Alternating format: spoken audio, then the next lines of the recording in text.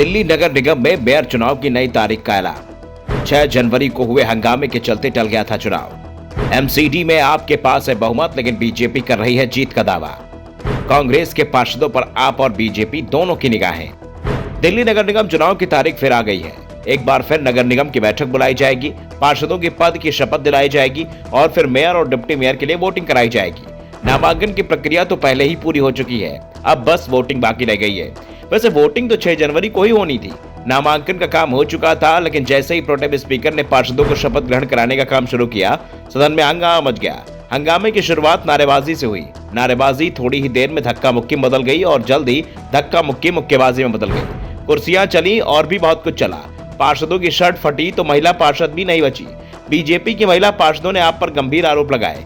तो आपको पूरे ही मामले में साजिश दिख रही है और आपकी माने तो साजिश में उपराज्यपाल भी शामिल दिख रही हैं। लेकिन इस पूरे मामले में आप पर ही सबसे ज्यादा सवाल उठे।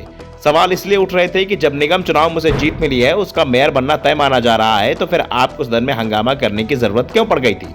हंगामे में घिरी तो उससे पल्ला झाड़ने के लिए आपने पहले एलजी और फिर बीजेपी के दफ्तर को घेरा। लेकिन हर बार सवाल आप पर ही उठे कि आखिर वो ये सब ड्रामा क्यों कर रही है, क्योंकि आपके उठाए गए हर सवाल का जवाब एमसीडी के कानून में दिया गया है। फिर भी उन सवालों के जवाब आप सड़क पर मांग रही थी, और जब आप बुरी तरह से घिर गई तो उसकी ओर से ही निगम में मेयर चुनाव की तारीखें एलजी से जल्दी घोषित करने की गुहार लगाई जा रही है। 6 जनवरी को एमसीडी में बैठक नहीं हो पाई थी, अब यह बैठक 30 जनवरी को कराई जाएगी।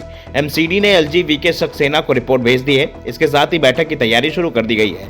इसी दिन डिप्टी मेयर का भी चुनाव कराया जाएगा। दरअसल पहले चुनाव टालने के बाद आप खुद को फायदे में मान रही थी, लेकिन आपको जल्दी समझ में आ गया कि चुनाव टला तो उसका ही नुकसान हो रहा है। आपको हार का डर भी सताने लगा है, क्योंकि निगम पार्षदों पर दल बदल कानून नहीं लागू होता है, इसलिए उसे पार्षदों के टूट का डर सता रहा था। साथ ही ये भी डर लग रहा था कि कहीं कांग्रेस उसके साथ खेला न कर दे। इसी डर से आपने कांग्रेस से संपर्क साधा है। नगर निगम में कांग्रेस के 9 पार्षद हैं। इनका वोट मेयर चुनाव में भले ही आपकी जरूरत ना हो, लेकिन स्थायी समिति के चुनाव में ये वोट बीजेपी और आप दोनों के लिए ही जरूरी है। आपकी कोशिश है कि 6 स्थायी समितियों में से कम 4 पर उसका कब्जा हो, लेकिन चिंता कांग्रेस से दिख रही है। अगर कांग्रेस पार्षद बीजेपी के साथ चले गए तो आपके हाथ से एक सीट फिसल जाएगी। अब लोगों की निगाहें चुनाव जीत कर आए कांग्रेस के 9 पार्षदों पर टिकी हुई है। एक सवाल बार बार सामने आ रहा है कि किसी मुश्किल परिस्थिति में फंसने के बाद क्या कांग्रेस के पार्षद आपको वोट करेंगे। हालांकि कांग्रेस ने पहले ही मेयर और डिप्टी मेयर के चुनाव से वॉकआउट करने की घोषणा कर दी है। कांग्रेस को इस बात का एहसास भी है कि आपका समर्थन भविष्य में उसे बड़ा नुकसान पहुंचा सकता है। 2013 के विधानसभा चुनाव में दिल्ली में आपकी सरकार बनवाने का सबसे ज्यादा नुकसान कांग्रेस को उठाना पड़ रहा है। ऐसे में कांग्रेस बीजेपी और आप दोनों से ही दूरी बनाकर रख रही है।